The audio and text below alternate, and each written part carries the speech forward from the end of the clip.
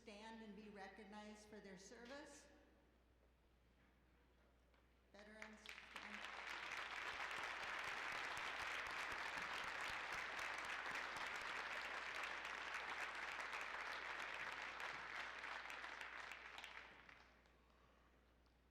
I'd like to recognize our past directors. Any past directors here to stand and be recognized?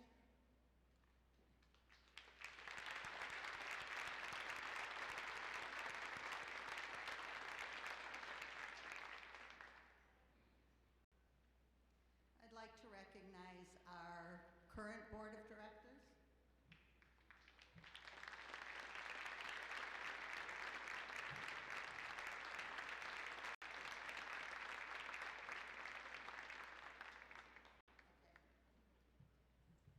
By district, I want to introduce District 1, Brad Schmetnick. Please stand. District 2, Bryce Lazowski. District 3, Cletus Fegan. District 4, Dennis Frame. District 5, Dan Fila.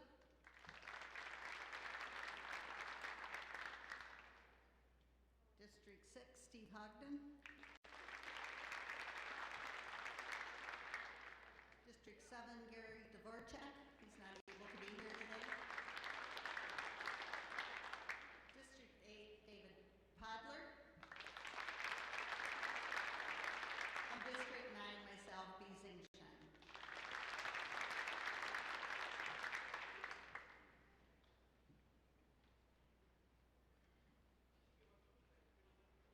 The agenda we will be reviewing today.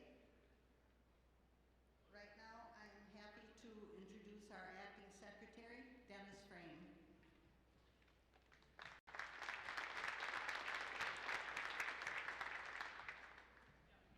Thank you, Dee. I know we're in a time crunch because of a basketball day today, but I've got to read this publicly.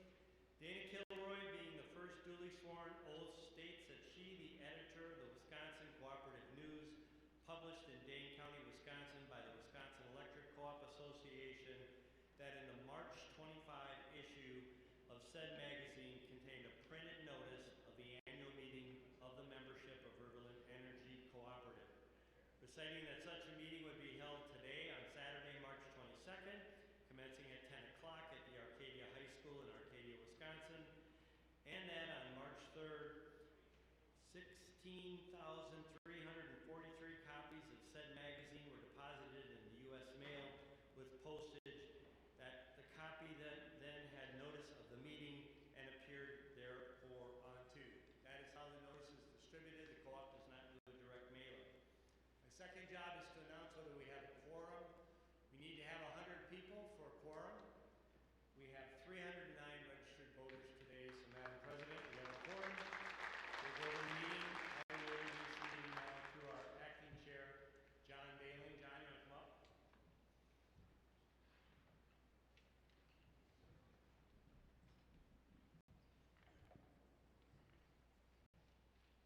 Thank you, Dennis, and good morning, everyone. As your new general counsel, I have just a few points I'd like to address in my capacity as assisting and chairing in this portion of the meeting. Number one, let's just briefly talk about annual meeting rules and voting procedures. Please know shortly, I will ask everyone to review and approve the 2024 minutes from last year. If there are any amendments, people are welcome to move to make those amendments at that time. Additionally, I'll ask for a member to make a motion in a second and then a subsequent vote. Under our co-op rules when voting, this cooperative uses member cards. All members when they came in today were given a green card for voting. So when I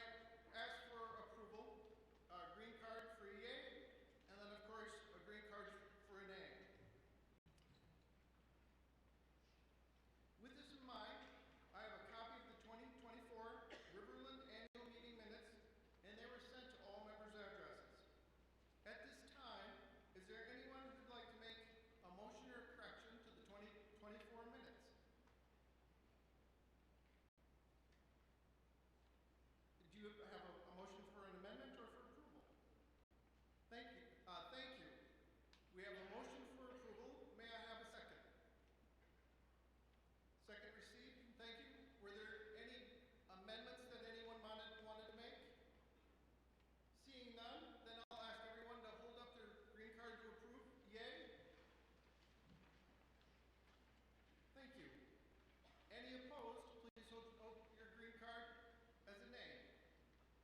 Motion passes, the minutes are accepted, and thank you. Now let's talk a little bit about the election process this morning. As part of the election process, we've appointed tellers who will assist with the voting process. The tellers are, I've got three names, Nancy Fila, Greg Sasha, and Mike Osley. The tellers will assist when it's time to collect anyone who chooses to ballot during the meeting today. We do have two uncontested races this morning, in addition to a contested race. As part of the election process, I know you've also received names of the candidates and the candidates' biographies in the mail. I think I've got a couple of screens here to show as part of those candidates, so hopefully I don't mess up the IT here this morning.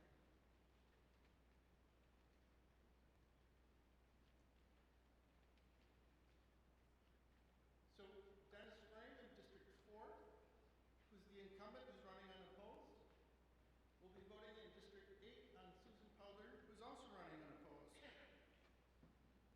So, as part of the rules of the cooperative, which I have a copy with me today, none of the rules have changed last year, and we comply with Robert's Rules of Order. If any of you have ever sat on a school board, a village board, a town board, or a county board, or attended a previous annual meeting, my sense is you're already familiar with Robert's Rules. With Robert's Rules, a majority vote wins. Also, if there's any member who has a question they want to raise today, please know that you need to just only fill out your Willie paper in the folder, and the answers will be published in our monthly magazine, or they'll receive direct response from CEO Tim Holton. Additionally, just like the minutes, all the voting will be done with their cards. So now, let's have the first election for District 4. Although the race is uncontested, we still need a show of cards. So all in favor of voting for Dennis Frame in District 4, it's the yellow colored card. Please vote now with raising your yellow card.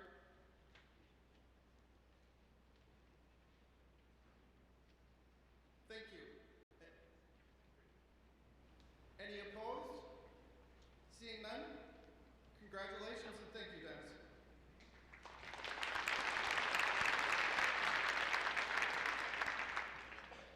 Let's turn to District number 8. Oh, there we have District number 8. District number 8, Susan Powder, who's running unopposed. For people who are in Susan's district, I'll call for all in favor, and it's a blue card, all in favor of voting for Susan Powder. Please raise your blue card. See blue cards? Now I'll ask for anyone opposed. Seeing none, Susan Powder is won, and let's give our candidate a round of applause.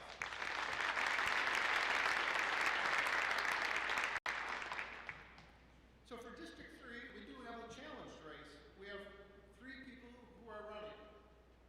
So Mr. Patrick Duffy, Mr. David Ernst, and the incumbent Cletus Fogan.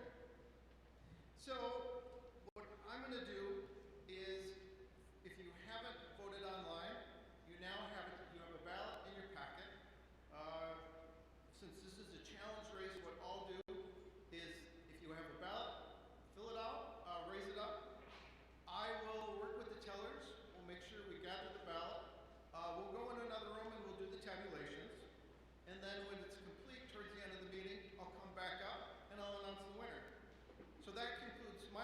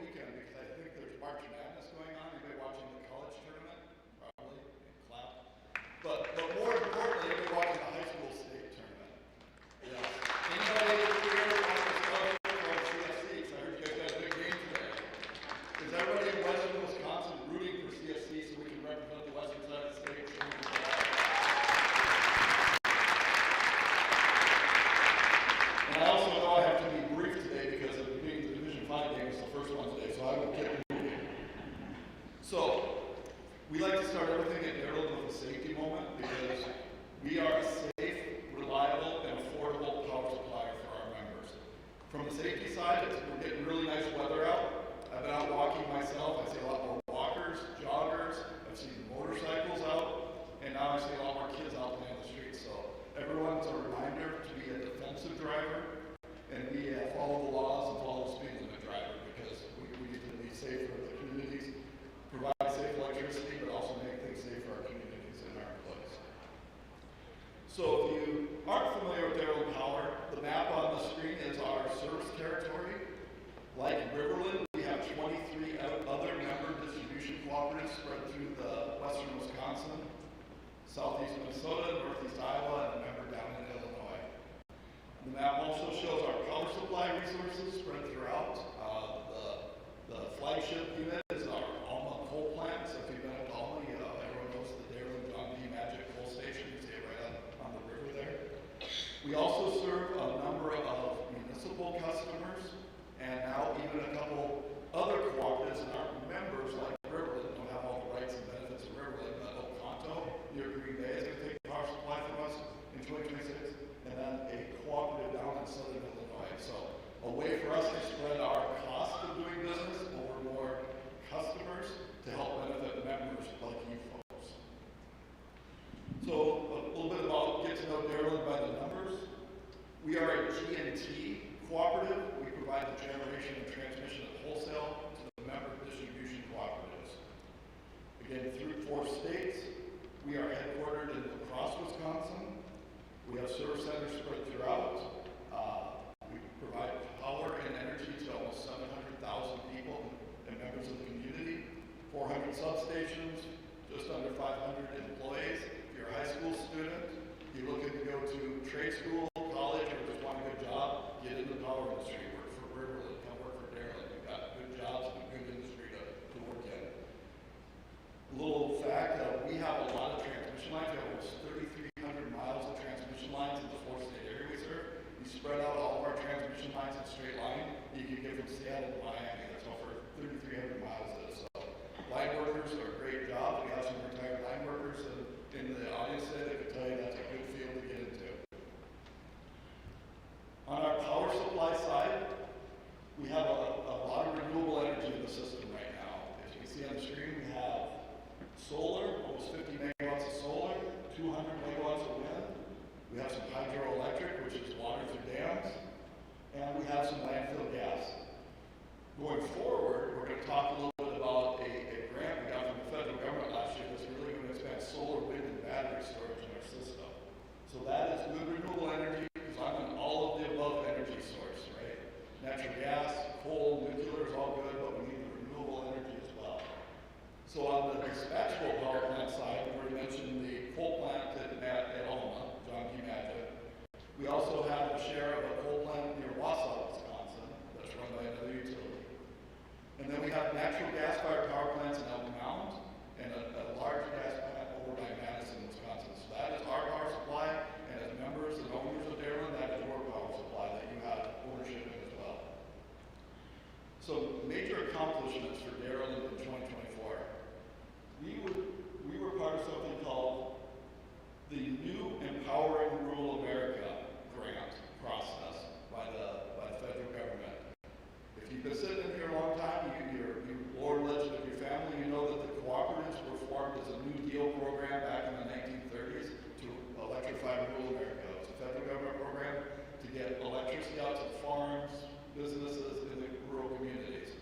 Well, the program in 2024 was let's take the same concept from the 1930s and let's get more renewable energy out. So we got a new era grant for almost $600 million. Now that was the federal government handing us a check for $600 million. That was helping us fund our power supply and transmission projects for the next 20 to 30 years. They'll be paying a share of our projects. So a really big deal that's going to buy down everyone's cost of power. There's a picture up on board. Western Wisconsin, and especially Western Wisconsin, is a neat place in politics right now. We are a swing state. So when elections come around, we get visits from politicians. Anybody recognize the guy in the middle of that picture in the blue suit?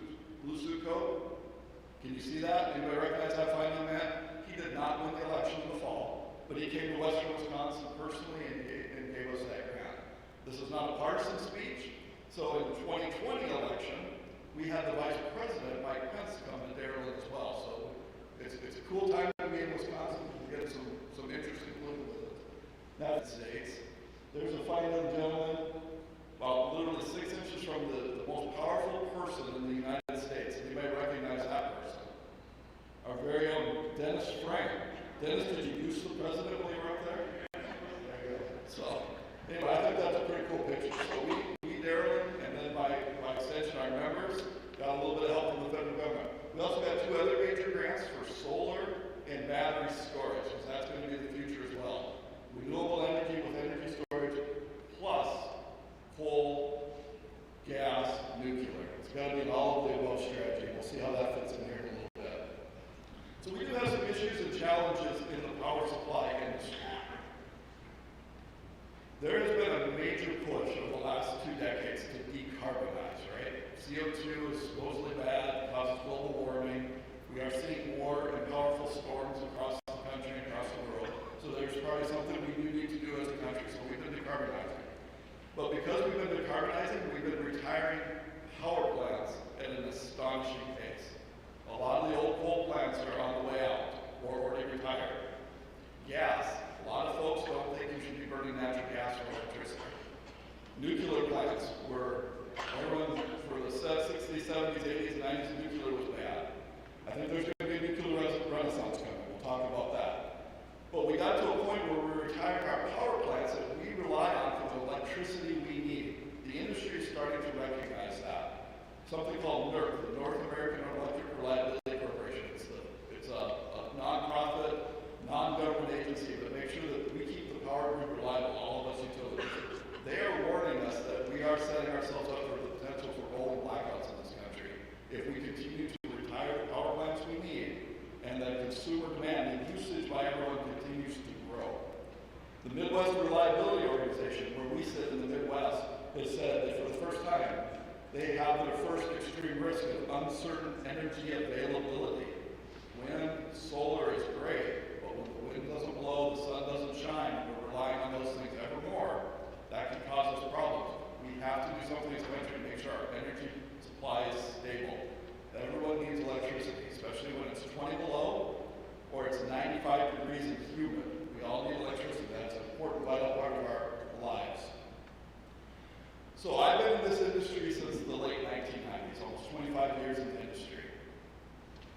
My 25 years in the industry, consumer demand has grown very slowly. Back in the 2000s, we had the dot-com bubble and boom and bust. Then we had a housing boom in the late 90s and early 2000s, and then that bust in the Great Recession of 2007 to 2009. If you're a kid sitting, high school kid, ask your parents. We're not talking the Great Depression of the 1930s. We're talking the Great Recession of 2007, 2008.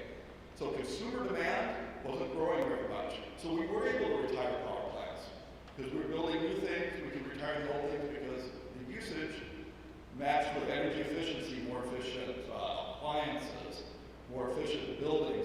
We could get away with retiring the power plants because the load wasn't growing. But then we've had a step change coming, and the industry is really talking about it.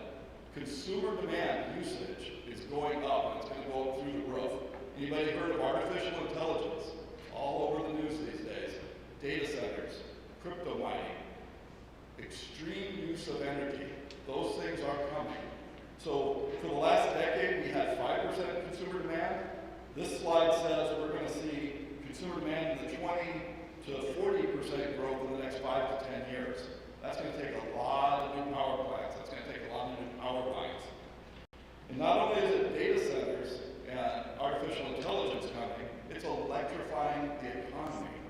Electric vehicles. Anybody driving an electric vehicle here today? I see we have a nice display on electric vehicles. Not too many hands up on electric vehicles. There's one. I drove my electric vehicle, and I love it. You should, if you haven't driven an electric vehicle yet, you should try it. But I'm not all in on electric vehicles. I've still got the old Chevy Silverado. So for my commuting, I've got the electric vehicle, and I've got the old paid-off Chevy Silverado. But that's coming. That's coming in lots of parts of the country. Instead of oil and gas, we're going to use electricity to power our transportation. Some of the big cities are banning natural gas for home heating, home So we're seeing this era where consumer demand, usage of electricity is going to grow after we've been retiring all the power plants we need to make the system go. So we, Riverland, and by extension our 24 member properties, we're part of something called the Mid-Continent Independent System Operator in the middle of the country. You can see it on the map, it's the gray area. It's all the way from the Canadian border in eastern Montana to Ohio, all the way down to the Gulf of Mexico. That's a big area of consumers. MISO acts as the air traffic controller to make sure that we keep the power grid reliable, we don't have blackouts, we keep people in electricity. They also run a wholesale energy market. The New York Stock Exchange is how we buy and sell power at the wholesale level. So we're part of this big electric grid with lots of consumer demand.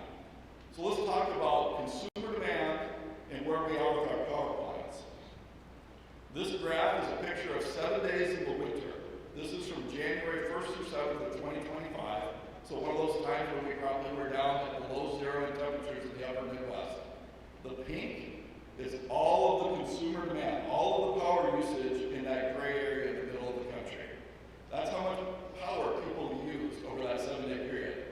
The yellow and the green are solar and wind. That's actually a lot of solar power. You see it goes, the sun comes up, the sun goes down, the sun goes up, the sun goes down. That's the 7 days of the sun. That's how much wind energy we're getting. But that's how much power people were actually using. What bridged the gap between the solar and wind and how much power people were using? That's the coal units, that's the natural gas, that's the nuclear power. We can't shut all that stuff off. There are some people in big cities today that would say, oh, we can be all green, we can have all solar and wind running our power grid. We're telling you that it's a big gap. We've been building wind power for 20 years. That's a lot of megawatts of wind, but we're a long way from how much people use for energy in the winter, which is coal. Now here's a look at the summertime. We, as a country, use a lot more power in the summer than we do in the winter, because we all love our air conditioning units. So that's why you get those big peaky spikes in the summer on a hot, humid day. That was last summer in August. Probably very hot, very humid in the upper Midwest, and it was probably pretty still. Not as much wind in the summer, but we got a lot of solar, but we're still a long ways from bridging the power supply gap, which is solar, wind, and it'll take a lot of batteries to get there. So that technology is coming, good stuff, but if you want reliable power, you need reliable power plants as well, all of the above. So where are we, Riverland, in our member systems? When I started in the industry back in the late 1990s, Riverland Power was 98% coal. We had some big coal plants. We had the JPM coal plant in Alma. We had some other smaller coal plants. We had a big power plant down at Genoa. And we had some gas turbines around Elk Mound. 98% coal in 1999. By last year, we're getting closer to a third. We had still about a third was coal of our power supply, a third was natural gas, and roughly a third, it's not quite what's out there, but it's growing. It was renewable energy, solar, wind, and other things. Where are we going in the next 7 years? We're seeing our projection go to over 50% renewables, still a lot of natural gas, and what's missing from that picture in 2031 right now? Coal.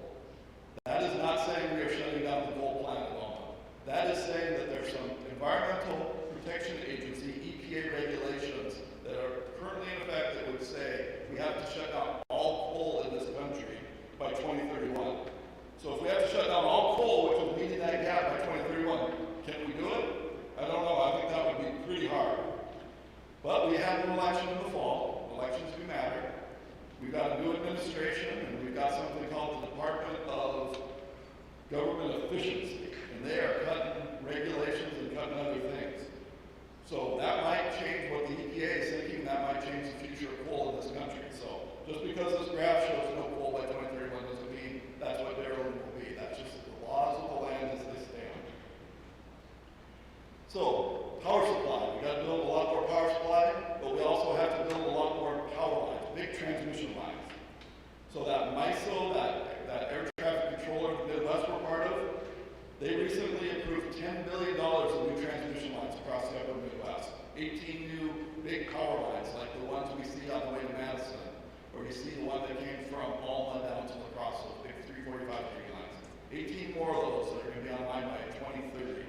Riverland And our members have an interest in one that goes from Mankato to Rochester to Blair, Wisconsin. It's going right through our service territory. It's going to cross the River Alma, and we're going to rebuild the Riverland transmission line with another one of those 345 lines. It's going to be a good project for us because we're going to get to charge the rest of the world for that power line and use the money that we're going to make on that power line to help reduce road rates.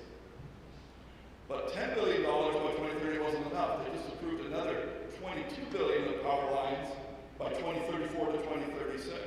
And more of those lines are going to come across our area as well. There's a big power line coming from South Dakota to the Rochester area to Madison and on to Chicago. We've been talking about those big lines at 345 kV. This is going to be 3 times bigger at 765 kV. This is going to be the same power line carrying capacity, super highway of energy, as 6 345 kV lines. That's going to go right across our service territory. It's looking across the river at Genoa, the old Genoa power plant. That's another exciting opportunity for us. I know a lot of people don't like power lines, but if you want your economy to grow, you want to move all that power around the system, we need the power lines to do it. So in the state of Wisconsin, right now, we have some legislation that most folks probably don't even know about. It's called right of first refusal legislation. So that $30 billion of power lines that are going to be built, there's a big tussle by utilities and developers and private equity about who gets to build, own, and operate those lines. A lot of states in the Midwest have put right of first refusal statutes in. That means the local hometown utilities get to build and operate those lines because we do it reliably, we do it well. If we don't have a right of first refusal statute like the states, purple states around us, that means out-of-state private equity can come in, build those lines, and take money out of the system and send it to New York, California, or anywhere around the world. So if you get a chance to call your legislator, if there's any legislators in the room, we need that right of first refusal statute because Wisconsin needs to keep those power lines built and operated by the hometown utilities and keep the benefits of those in the state. This slide shows the last thing. So we're a safe utility, we're a reliable utility, but we've got to be also an affordable utility. All of those things we have to do it affordably. This slide shows where Riverland is among 20 other wholesale suppliers in our part of the country. It shows we're in top quartile performance. Our rates are in the best top 25% of rates of other wholesale suppliers. We want to keep our members, Riverland, the other 23 members, we want them to be part of Riverland. We want to bring benefits to the members. So we want to be affordable, and this graph shows that we're working to stay in the top quartile of rates in the upper Midwest. This graph just shows where the cost of electricity is compared to inflation. We all know we went through an extreme inflationary period over the last few years. Price of eggs, that's in the news all the time. Price of electricity is that Riverland provides to its members well below inflation over the last decade. We do a good job of trying to keep our power prices low so Riverland can pass on lower costs to its members. Last thing I want to talk about very quickly, I know I'm going to get to the CFC game, nuclear power. If we want to grow our economy, we want to grow data centers, we need a lot of energy out there. It's a big economy, runs on energy. Nuclear power is probably the way. Last slide, anybody recognize this young lady? That young lady's name is Grace Conkey. She was Miss Wisconsin. And then she was Miss America. We had Miss America from the state of Wisconsin. That young lady is also incredibly intelligent. She was a nuclear engineering student at University of Wisconsin-Madison. She's now graduated, and she's an ambassador for nuclear energy and the nuclear energy renaissance because if we're going to build power plants, we need something that's going to be there for 30, 40 years. Let's talk about nuclear again. Because if you really want to get lower carbon in this country, you have to be for nuclear because it's carbon-free energy. So that is what I have today. Thank you for your time. I am going to hang around after for anybody who wants to talk, has questions, wants to talk or debate policy and energy policy. I will be around. I'm going to hand this over back over to Tim. So thank you everyone for your time this morning.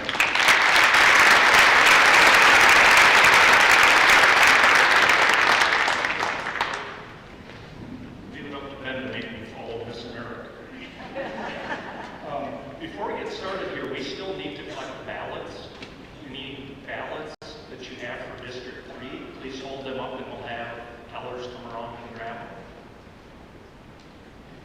You have the tellers in the back of the room. I see John coming there. So. want to make sure every ballot is counted. Up here, are there any up in the stands? Got some up in the stands there.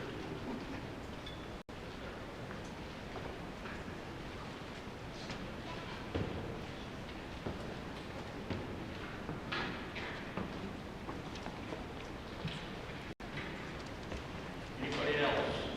Anybody we're missing?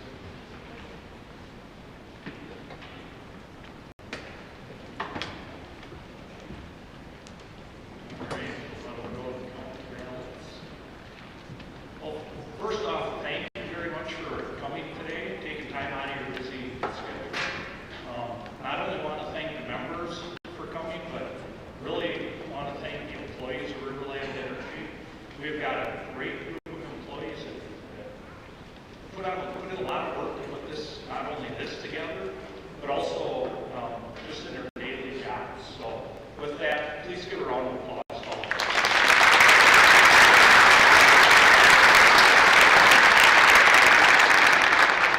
a few of the topics today, just like Devin mentioned, safety, we're going to be talking about that. A little bit of cooperative history of where we are today. Cooperation among cooperatives, financials, operations, and conclusion.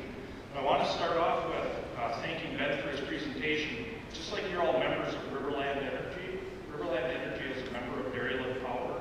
And when Ben showed you those high quartiles for rates, that means, we're in the top 25 quartile. That's 60% of revenue for Riverland Energy goes directly to area. So very important, and we appreciate that work. RESAT, Rural Electric Safety Achievement Program. Every 3 years, we get a surprise visit from our peers. They come in, they go through our buildings, they go through our trucks, they go through our files, they go through everything you can imagine, and what they're looking for is anything that could potentially be a safety issue. They conducted that in 2024, and I am happy to say that we came through it with flying colors. Our incident rate is very low. We're a very safe cooperative, and that's number one importance to us. A little bit of Riverland history, you may or may not know. Riverland was Buffalo and Trumbull Electric. They were both started in 1937.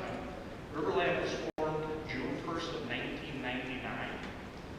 We have offices at that time in Elma, Onalaska, and Arcadia. Where this is important when we get a little bit farther on is in Elma, where Buffalo Electric was housed, it used to be a full live crew and a full office staff. We had 2 outposts in Gillsville and Strum. Those were just 2-man crews, and we had 50 employees combined in 1990. Riverland Energy today, our main office is in Arcadia. We have 26 employees out of the Arcadia office. Our district office in Pullman has 12 employees that work out of it. Outpost in Elma right now, there is no front office. It's just a 6-man line crew. 44 total employees, but today we have over 6,000 more services than we did in 91. A little more history on Riverland. We have 26 substations throughout the service area. Like Ben mentioned, we have a little over 3,000 miles of line. Riverland Energy has 3,500 miles of line within mainly in 3 county areas. So a lot of line. Still a surprise to people. 2,000 overhead, about 1,500 underground. Again, Buffalo, Trumbull, and Northern La Crosse County is our main service area. We are 83% residential. And I'm going to touch on that a little bit when you start talking about load charts, load growth, and we're 83% residential. What that means is 83% of us are using electricity at the exact same time. So it's important to remember that when we start getting into rates. We serve 22,700 meters. Talk about history. This is a Strum outpost. If you're familiar with it, it's just south of town. We had a 2-man outpost up there, oh gosh, for 40 years. We haven't had anybody in that Strum shop for probably 4 or 5 years now. We just decided to sell that building. It's right next to the Town of Unity. If you know where their facility is up there, Town of Unity will be taking ownership of that at the end of this month. Existing building in Elma. So this again was the original Buffalo Electric. This building is over 60 years old, and right now, for the there's 10,000 square feet of office space that's not being used now, it's vacant. The line crew right now uses 4,500 square feet in the shop area, and that's all that's being utilized in this building. The city of Elma approached us and asked if they could purchase the building. Well, the building that they're currently in, you know, where it's at downtown Elma, they were having some structural issues in it. So we looked at maybe renting up the building, you know, doing whatever we could. We didn't have a different place to go to. So we started doing a little bit of research and thought, you know, what would it cost us if we were to just build a new building in this location as opposed to selling it?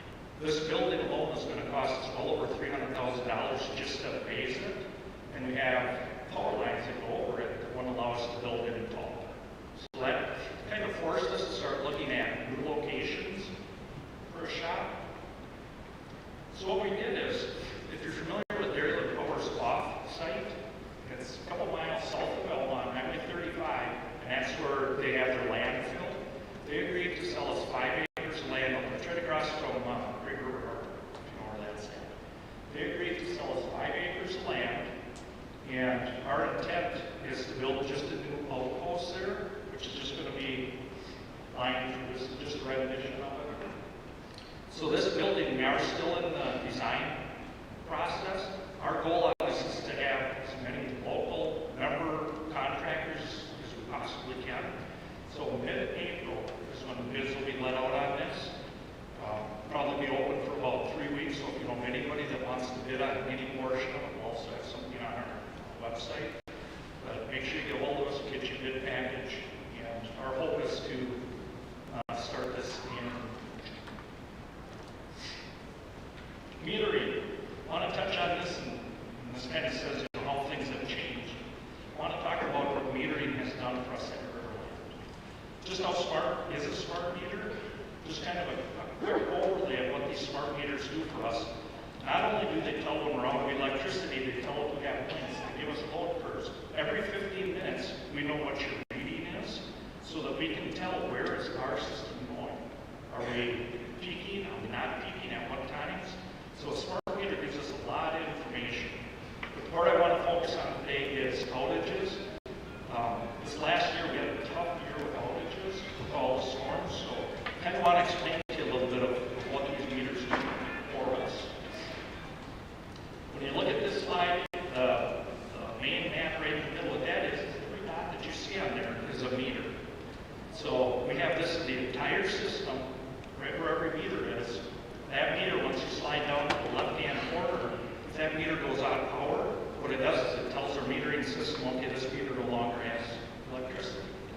From there, it jumps over to the next map in the middle, and I'm going to give you a little better showing of what that map looks like with outages, but it'll pop up on that map and tell us you're out of electricity. Where that helps us is we look at it, goes it one person, is it 500 people? We can tell instantly. From there, in the bottom right-hand corner, it goes to our dispatch, and from the dispatch, it jumps up to the crew in the field. This all happens within a couple of minutes, so it's a pretty quick process. So why is that important? This year we had 2 major storms. We had one in May and the second one in July. The one in July we had over 3,000 members out at one time. When you have a storm come through like that, you got to look at where do we even start. We're able to take that map, look where the concentration is of meters, look what feeders are out, and gives us a good starting point. So when we had this storm we'll focus on in July, we had 25 additional crew members in. One of my topics was cooperation among cooperatives. We had 25 additional crew members in from other co-ops and contractors. And the crews worked in harsh conditions for 3 days. We were working on some of them 24, some as many as 30 hours. And then we gave them about an 8-hour break, got them right back on to 16 to 18 hours a day. So extremely dedicated crew. Everybody's out there for the right reason. This is what that map looked like, that same map that I just showed you with 3,000 meters on it. So you can imagine when you start seeing that, there's a little bit of chaos that goes on. Every one of those circles that you see on there, colored circles, is a meter without electricity. If you're looking at our entire system there, we got hit from north to south, east to west.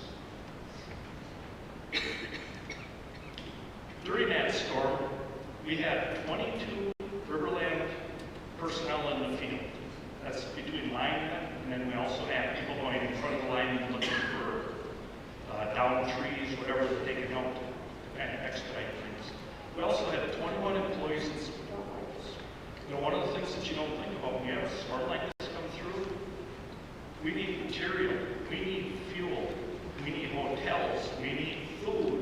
There's just so many things that go on behind the scenes that sometimes those 21 support people kind of get unnoticed, but it's not unrecognized that they have a very important role in this region. So that was just Riverland Energy alone. Again, cooperation amongst cooperatives. We had linemen from Clark, Dairyland Power, Barron, Eau Claire, St. Croix.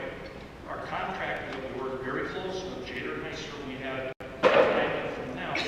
And on the bottom, you'll see that we had 7 tree trimmers. We also worked very close with Zealy Tree Service. And when you have a situation like this, you can see by the picture, our linemen, their main skill is putting wires back up. Tree trimmers, their main skill is cutting trees. Our linemen would go in front of them. They would make sure that the area was safe, that the line was grounded, that it could be worked. The tree trimmers would come in. They cut all the trees, clear it out. Our linemen would come behind them and get the wires back up. It's an extremely efficient method. It worked very well for us in this. Another example, Hurricane Helene. So Wisconsin sent crews to South Carolina. We had 45 crew members, 15 co-ops. They went to Aiken Electric in South Dakota. I just showed you having 3,000 members out. They had 47,000 members out after that hurricane hit. That was 90% of their entire system was without electricity. There was home sweet home for linemen that we sent down there. You know, I talk about housing people and what you do. They had 800 linemen show up. So this was their temporary housing. They had meals, they had everything set up for them. It was unbelievable what they did to accommodate 800 linemen. Those 800 linemen for the majority of the system, including 1,800 poles all within 9 days. It's quite an effort. Here's the 2 gentlemen that we sent. We had Riverland linemen from Elmas, Brian Glass and Royce Kosek. And Royce gave me a comment or sent me an email after he got back, and I think this sums it up. I'd do it again and 1,000,000 times over for the hugs, hospitality, tears of joy that we received. Very rewarding. I've been on storms like this myself, and it's unbelievable. When you don't have electricity for that amount of time, it's pretty nice to see home. Light Up Navajo. So maybe some of you have heard of Energyscape International. What that is cooperatives. There's 900 cooperatives in the United States. They would gather together and they'll send crews to other countries, undeveloped countries that don't have electricity. So we kind of looked at doing it. We talked about it at Riverland Energy. Well, as we started really diving into this, there was over 13,000 families in the United States that didn't have electricity. That's kind of hard for us to fathom, sitting here, but these families had never had electricity. They're just like we were back in 1937. So with the board's approval, what we did is we asked for volunteers. We had 2 gentlemen volunteer to go to this, which I'll get to in a little bit. I'm going to show you just a quick video of Light Up Navajo. They can explain the whole project a lot better than I can.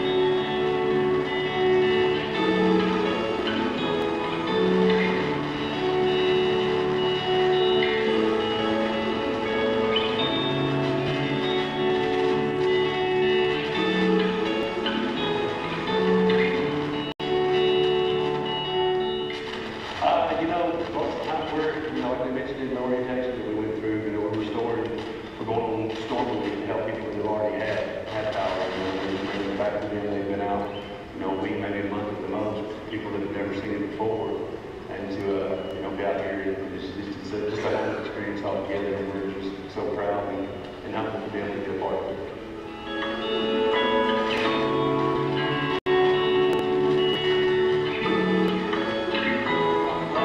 Thank you. I've been waiting a long time. You make me cry here, don't you? You make me cry.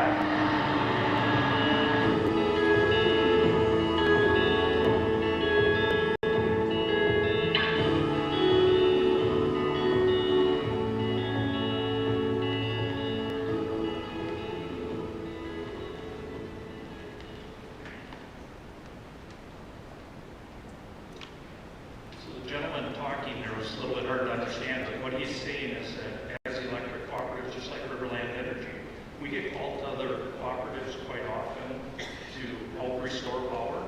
This is the first time he's ever been called somewhere to actually install it. So it's something completely different.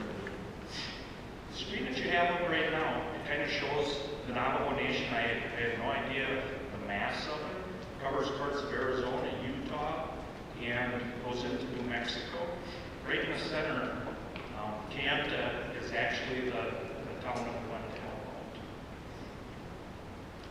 Here's the two gentlemen that went, and I want to give a good shout out to these guys too. Wish they could have been here today, but they volunteered to go, and what they did is they left over the weekend on their own time. Riverland Energy paid them their normal 40 hours during the week, and then they traveled home the following weekend.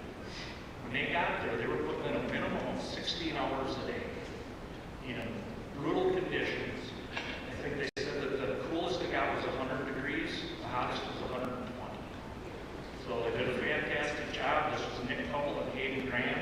They both work out of the Arcadia office. Again, very rewarding to these gentlemen. The comments we got from them, asked if they want to go back. They said, not real soon. Appreciate it.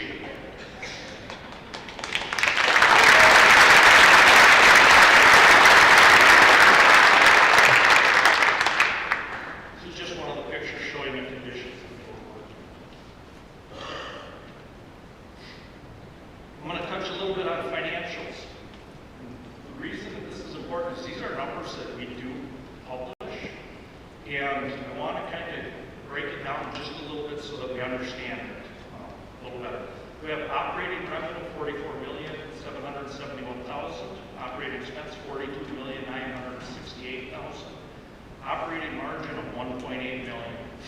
So the reason that I want to bring this up is it's becoming a little bit more clear to me that maybe not everybody understands the definition of margins, operating margins. I think that some people think that because that's 1.8 million, that's profit. We're not for profit. So that is not a profit. 1.8 million is that's the investment that each and every one of you have made in the distribution system. So if we look at 1.8 million, if we have a $6 million work plan, 1.8 of that you pay for, which is allocated to you in capital credits. The rest we borrow from the bank. So, excuse me, that's our operating margins, not operating margins. We are part of Very Little Power, just like you're part of us. We get allocated capital credits from their margins. So not operating margins, 1.6 million of that is an allocation made to us, again, not cash. So we're looking at total margins of 3.4 million, being not for profit. Our bank account is still at zero. So hopefully that kind of clarifies that 1.8 million operating margins is not profit, but that is your investment in Riverland. Why does this matter? Total assets on the bottom left-hand side, we have 133 million, over $133 million invested in the Riverland system. That's what everybody here, not as investors,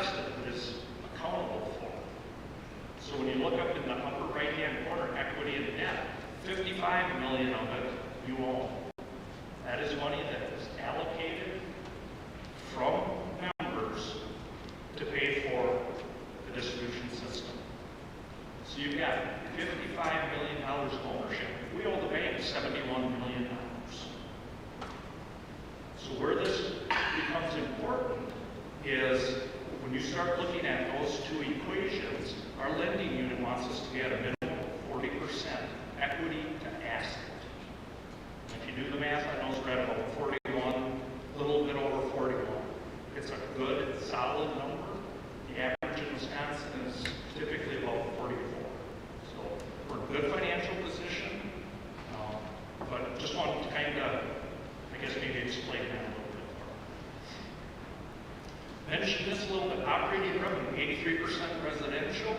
Talked about that in the load curve. Riverland Energy actively is trying to find some industrial, commercial type load to balance that out a little bit. But it's not that easy. It's difficult. We landed one really nice account this year. It's called Exitec. If anybody has hit the 4-lane on the way to Holman, you see a great big building out there. Looks like a stadium. Right by Holman Cheese. That is a manufacturing that has decided to come on Riverland Energy's line. So we're really happy for that. Second in line there is small commercial. Operating revenue. 58% for expenses, 58% is what goes to dairy liquid power. So when Ben stands up here and says their rates are flat, that helps every one of us. That's a big percentage of our expense.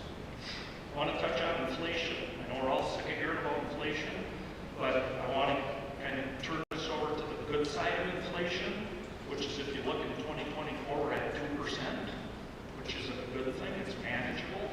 But that doesn't mean that we don't have 51% compounded in the last 4 years. So that's the part that we're still having to manage and deal with, is that 51%.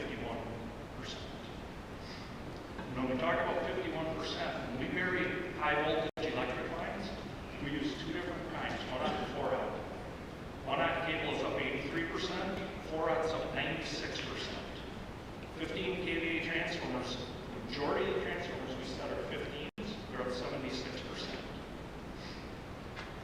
Unfortunately, that's the new norm. System maintenance and construction, we can't back off on. Yeah, everybody in this room owns this system. The last thing we want to do is not maintain it. Riverland Energy's construction work plan in 2024 is $5.8 million. This year it's $6.8 million. If we would equate that to 2020 dollars, it would have been 7.8. Maintenance projects, our biggest ones, typically are full testing, underground inspection, right-of-way clearing. We're going to spend $1.4 million on that. And that's just 3 of many maintenance projects we do. Why do we do maintenance? Upper left-hand corner, they opened up this transformer, and you see it all full of dirt. Well, that's rodents, whatever, getting in these transformers. They fill them up with dirt. If we don't know about it, that rodent's going to live in there, eventually chew on something, create an outage. So when you look at the right, they took 8 bales of dirt away from that and were able to restore the transformer, and then we put mitigation efforts into it to try to make it not happen again. The bottom right-hand corner, we paint our boxes. And I just showed you the cost of the inflation for all this material. Every extra year we can get out of it as a bonus. So when we're maintaining our boxes, we're also painting them. One last thing to touch on here, summer's coming. And the last 2 years, we have been absolutely overran with, when I say beware scams, of out-of-town, out-of-state solar providers knocking on doors, and they're coming up and they're telling you, you will never have an electric bill again. In fact, Riverland Energy will be sending you a check. That is not correct. They're very high-pressure salespeople. So if somebody comes to your door and they want you to sign today, I would caution you to do your homework. You can give us a call. Call a reputable solar dealer. We have so many good solar installers in our area, and I can tell you right now, they'll come in, they will go through it with you, they'll explain it to you very well, and they're not going to tell you you need to sign it today. So beware of these scams. We know when they're in the neighborhood, all of a sudden our phone starts ringing off the hook. So just want to put that caution up. For whatever reason, when it starts getting nice out, that's when it starts happening. So in conclusion, we had a safe year, good position position in buildings and facilities. Cooperation among cooperatives is strong. System and right-of-ways are in excellent condition. We got a great group of employees and board. We're probably working closer today than I've seen in the 37 years that I've been there. So appreciate that. Talked about our financial position. We're in a positive position, 41.4% equity. Last year, we returned over $230,000 back to our members in PCA credits. When I talk about being a cooperative, we are only going to take what we need to pay for what we have in the cooperative. If we have any extra, we credit it back. Material costs and lead times are stabilizing. I just mentioned Riverland Power. We have stable wholesale rates for 2025. And what that equates to for us at Riverland Energy is no rate increase is projected for the members in 2025. It's the first time in 3 years that I've stood up here and been able to say that, but I'm not ashamed at all of, last 2 years ago we had 6.5%. Last year we had 2.5%. But as you saw in that graph, that's where inflation was pushing us. We're back at a manageable level, so hopefully this continues and rate increases are minimized. So with that, I appreciate your time, and I am going to call on John to come back up with the election results. Thank you.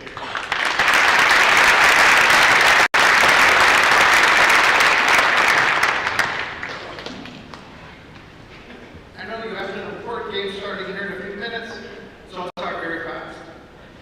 With the election results in District 3, we have a winner, and the winner is Cletus Fagan.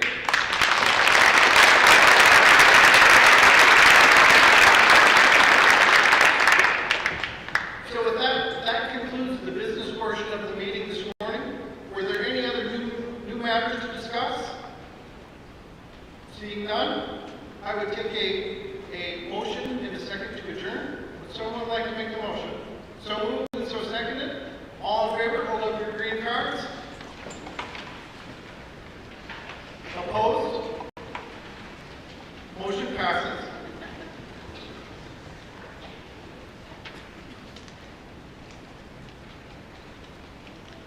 And at this point then, the meeting's concluded, and thank you. I'm going to turn it back over to Bea. Thank you, John. And thanks to our tellers also for doing the election results. At this time, I'd like to ask David Poplar to come forward, please.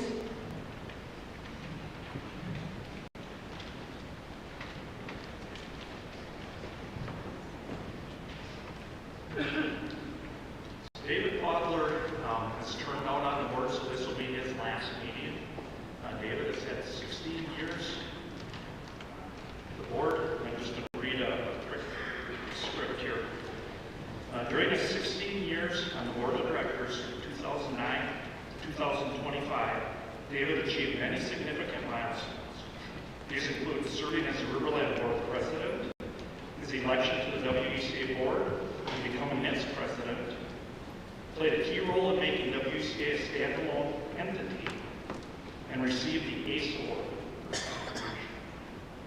the highest award that you can give to cooperatives. He served as chairman for WCA board from 2016 to 2019. David's words, he faced challenges such as hiring 2 CEOs, I think he did an okay job, and maintaining stable rates, but he's proud of the successful outcome.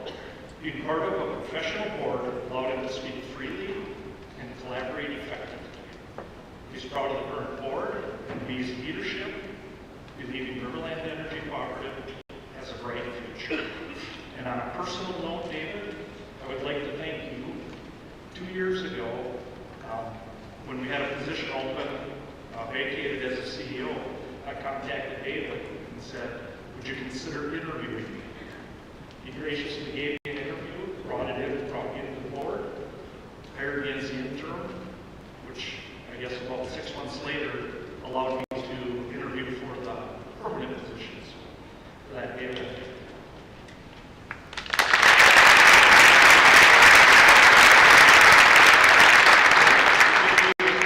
Quick on Thank you for your commitment to leadership, your cooperative, and grateful appreciation to David Walker for 16 years of dedicated service as Director 2009 to 2025.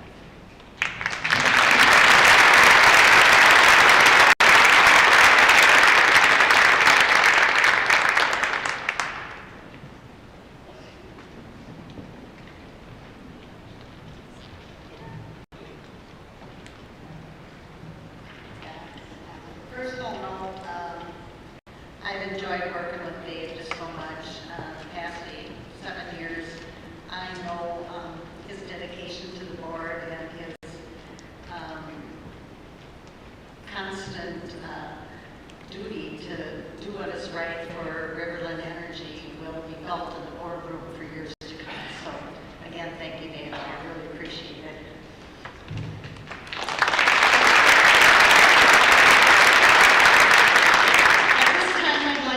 Give a big shout out again and thank you to the Riverland staff for what they do to pull off this annual meeting.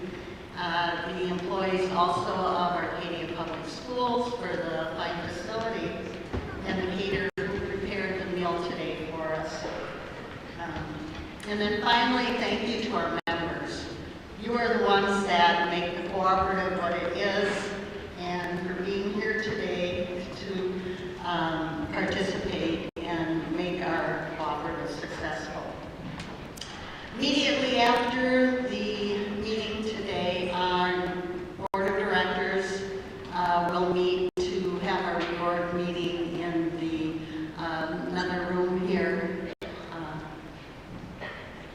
in the building here. So if we could do that. And since we've already closed the meeting, I guess we will get on to doing the scholarships and the door prizes for today. Thank you again for coming.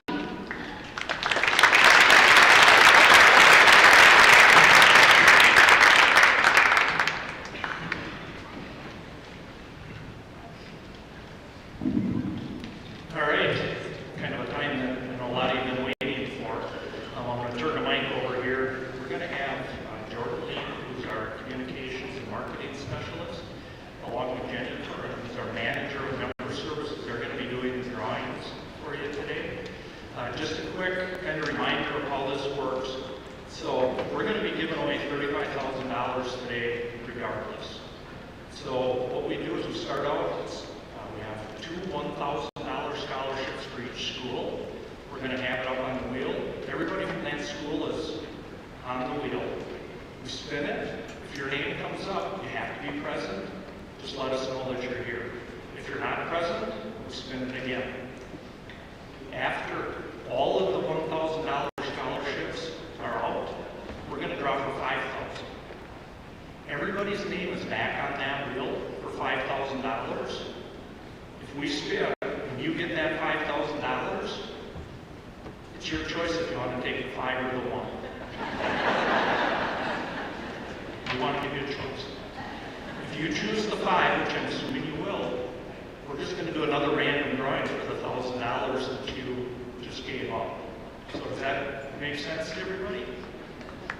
All right. With that, we're going to turn it over.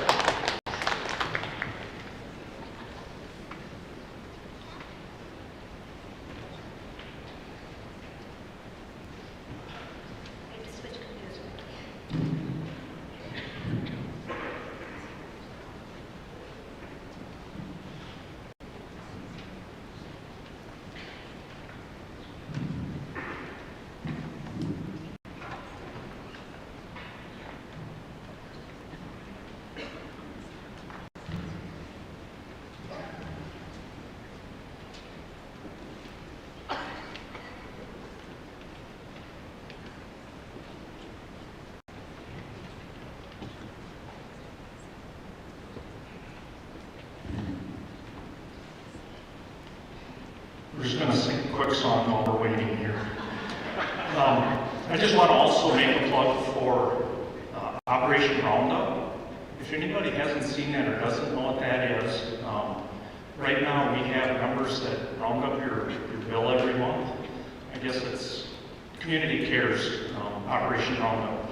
But last year, we took in, it was over $7,000, and that goes all to local charities. We put in for it. The board has a separate board that decides who gets it. It's really a good thing for the community. We do have information on it back there. There's a way to sign up, so I would encourage anybody that doesn't do it currently, please consider it.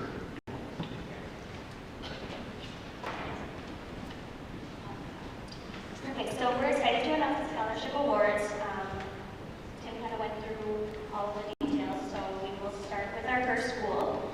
The first school is Alma. So if you are here and your name is called, cheer, let us know that you're here. It's an exciting time, so just let us know. So the first bid for Alma.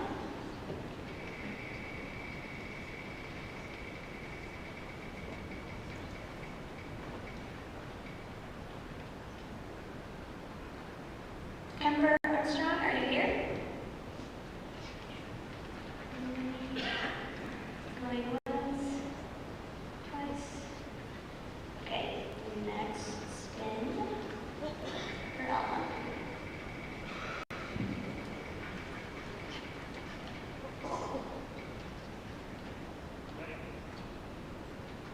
Addison Johnson, you're here. Great.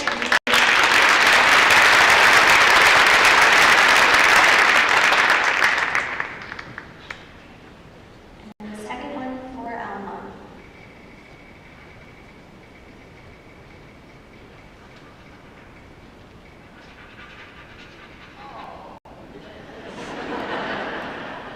Madeline Wick.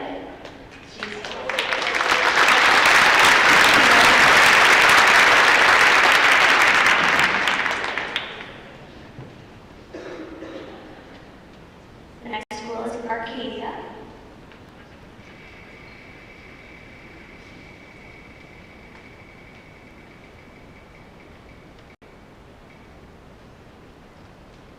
Caitlin Bramer.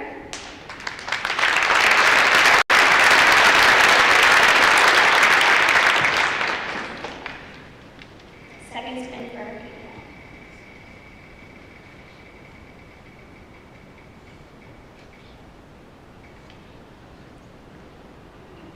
Jordan Walters.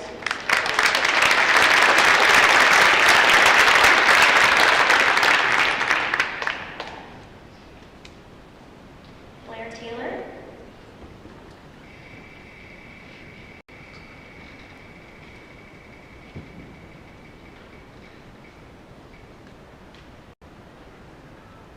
Madeline.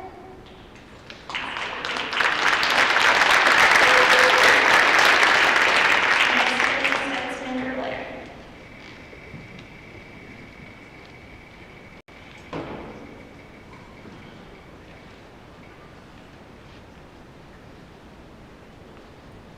Logan.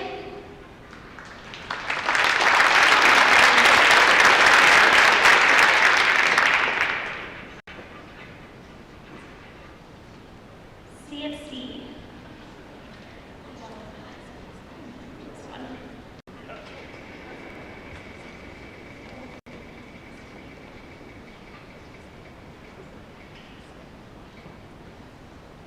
Callie Speltz. I have a feeling I might not have anyone from here today.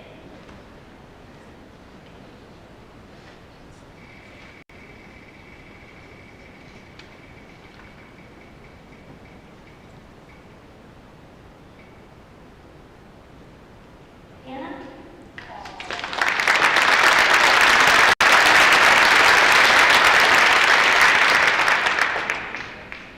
And second spin for CSC.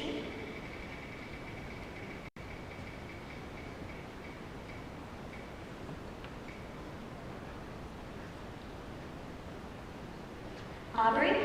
Aubrey Smith? Going once. Okay. So is Liliana here? You are?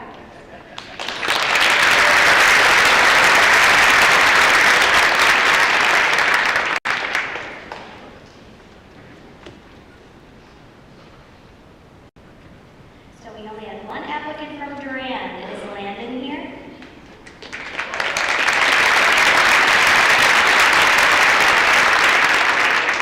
So the second application, the second scholarship for Durand will go into the wheeling.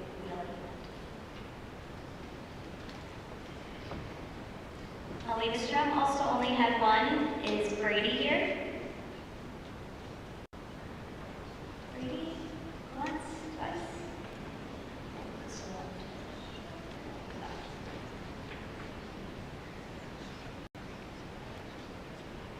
GT, first spin.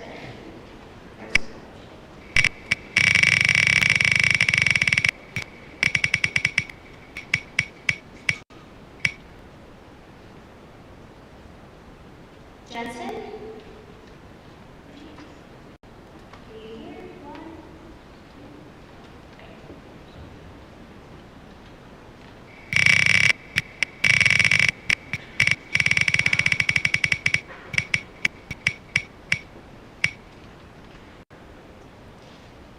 Porter?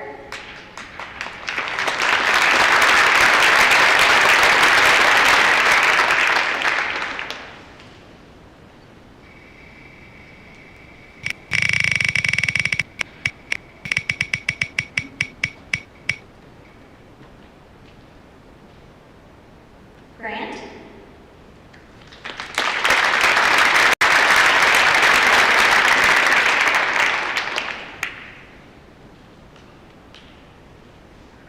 Gilmanton, there was also only one. Gabriella?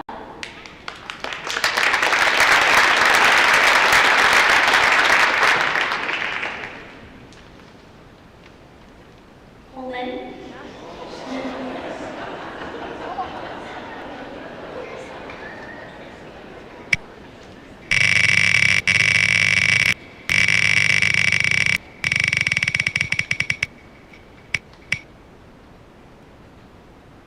Natalie? Natalie. Once.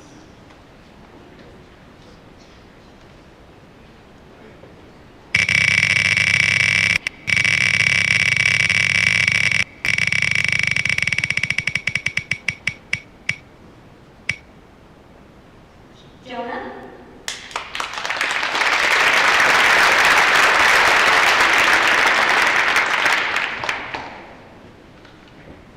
And then the second one for Holman.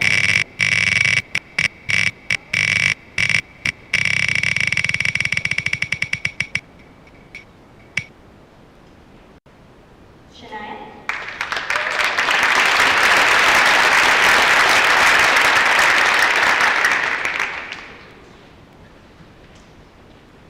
Independence?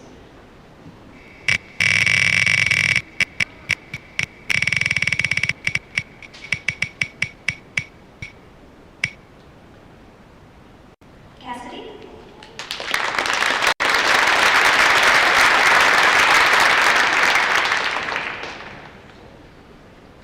Second for Independence?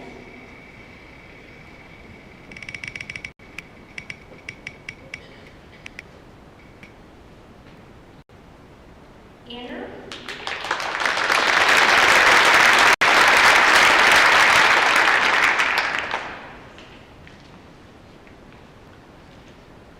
Mondovi?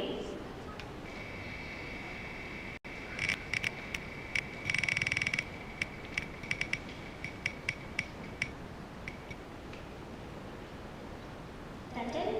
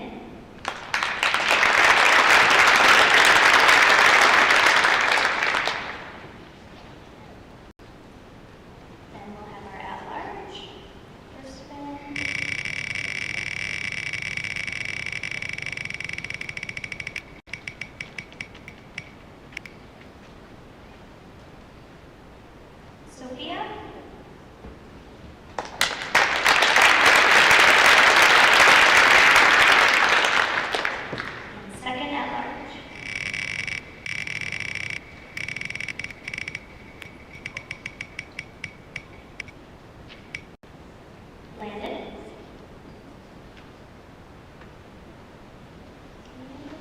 Going once.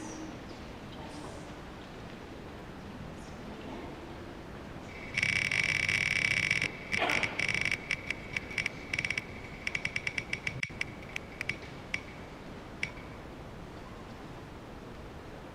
John.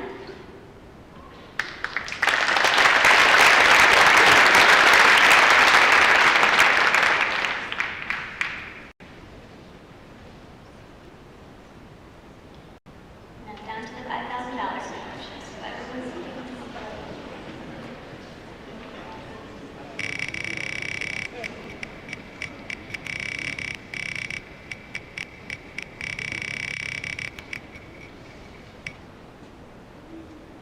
Whitney.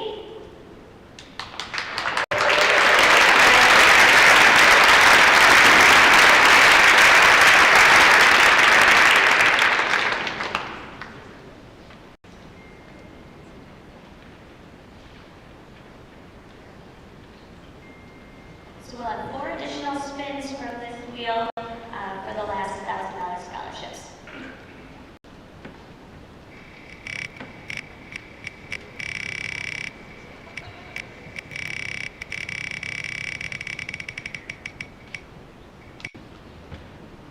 Alexis.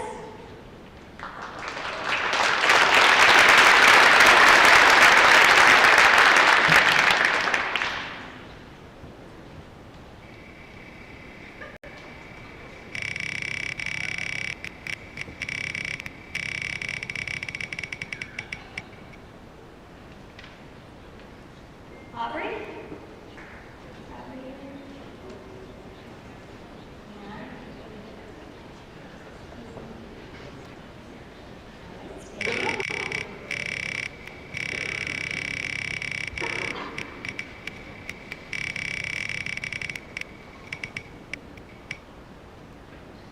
Faith.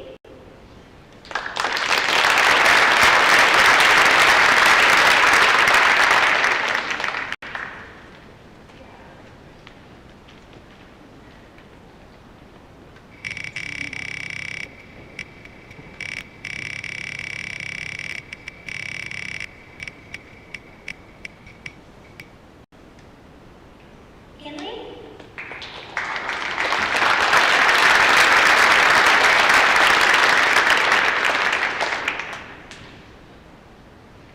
And our last $1,000 scholarship.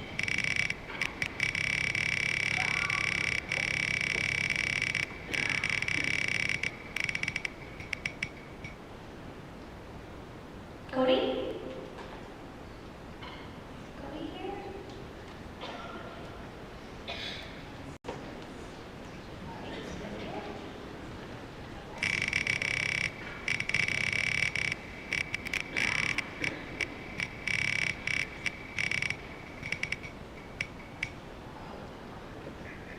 Madeline already won the 1,000, so we'll spin it again.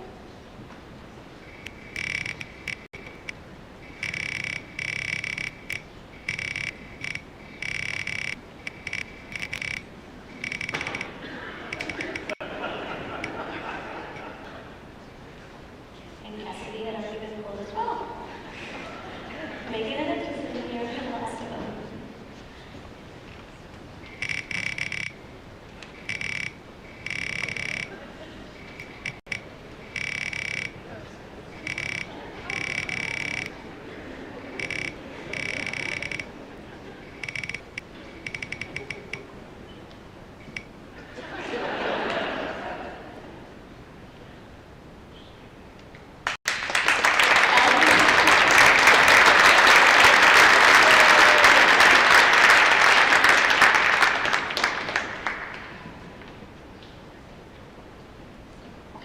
So that concludes all of our scholarship rounds.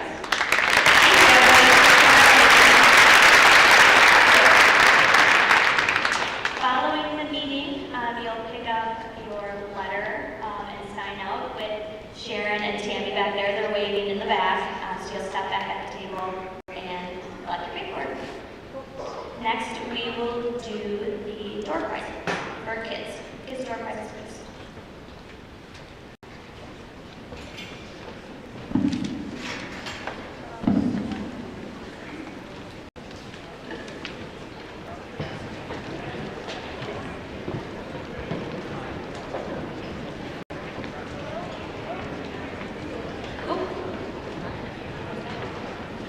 we will still have bill credit door prizes after these door prizes. So if you want to wait and see if you win the bill credits or the TV. First, we're going to draw for the grades kindergarten through 5th grade. We have 2 regular scooters. Each are going to be accompanied with a Walmart gift card to be used towards a helmet.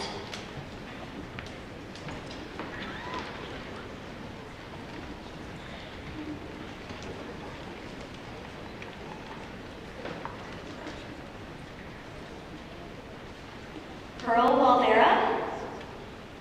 Pearl's still here.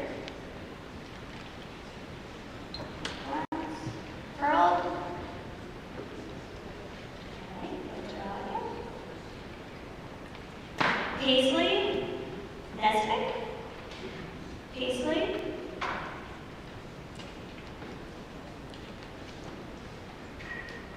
All right, we'll draw again.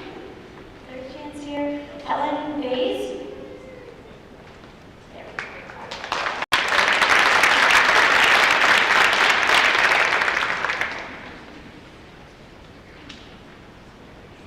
Okay, there was one. Sorry. Second scooter with the gift card for a helmet. Madison. I apologize, I don't. Mesrick? Madison Mesrick? From Chucklow? No.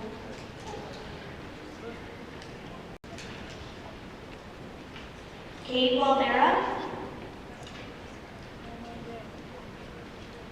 Kate?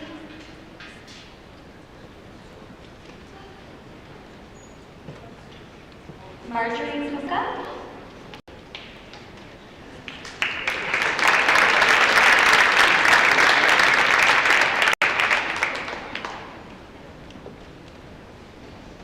Next prizes are for grades 6 through 11. It is for an electric scooter with a gift card for a helmet, and then a hoverboard also with a gift card for a helmet.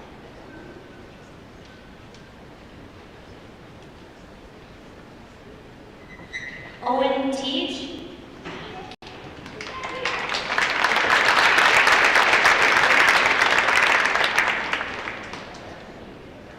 That one was for the electric scooter. And then the hoverboard, Dahlia Puka.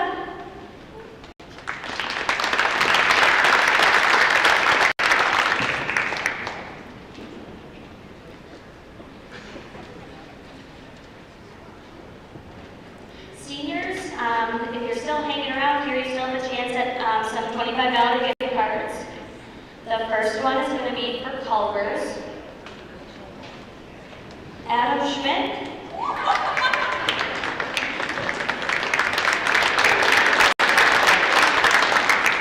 The next one is for Quick Trip.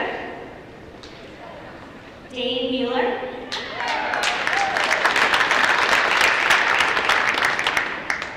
Next is for Target. Lorraine Keff. Lorraine Keff. Okay.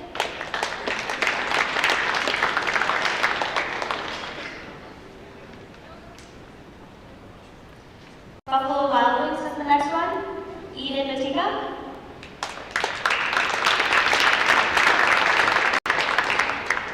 Next is Starbucks. Adeline Helen.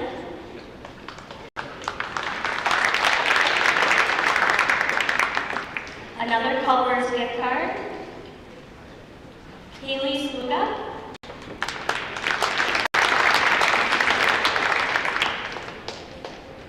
And then the last one is another Quick Trip gift card. Imani Toso. So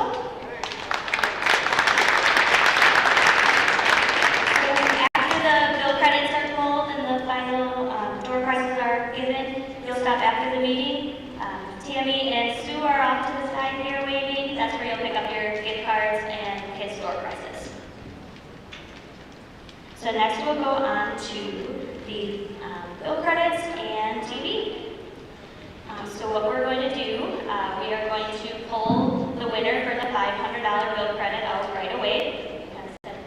side and announce the 500 at the end. So here, so the next prize that we'll call for is the 58-inch TV. Thomas and Mary Bender.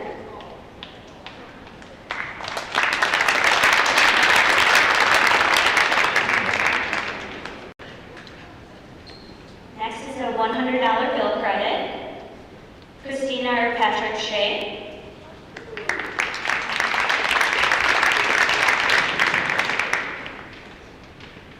The second $100 bill credit, Jamie Back.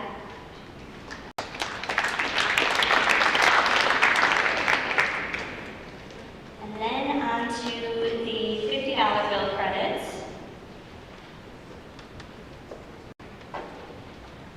Because we'll go $25, $50 bill credits. So the first one is Virgil Wick.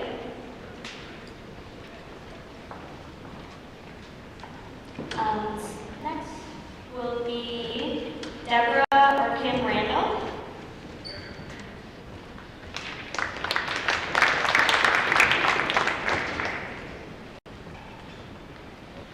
Jean Forsythe.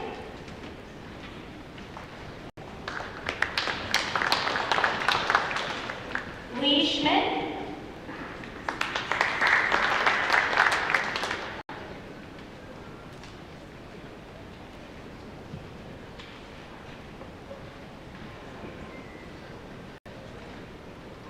Carol Fieldsman.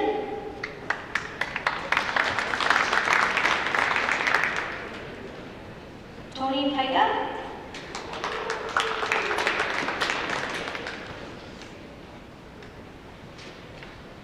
Donald or Melanie Verrier.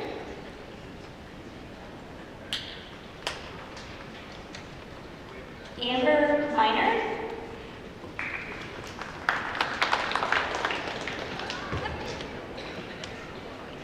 Sharon and Gerald Solly. Waldera LLC. Hammy Lips.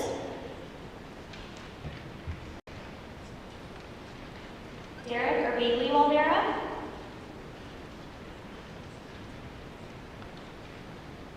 Randy Hansen.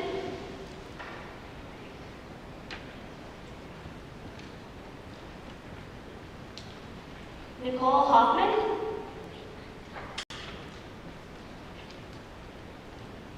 Jeremy Wagner.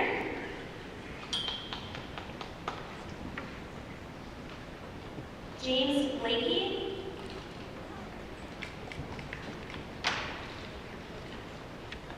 Jason or Nicole Mahalik.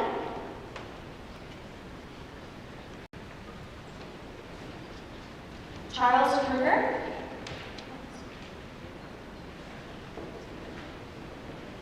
James or Galen Stranick. Randy Nelsistun.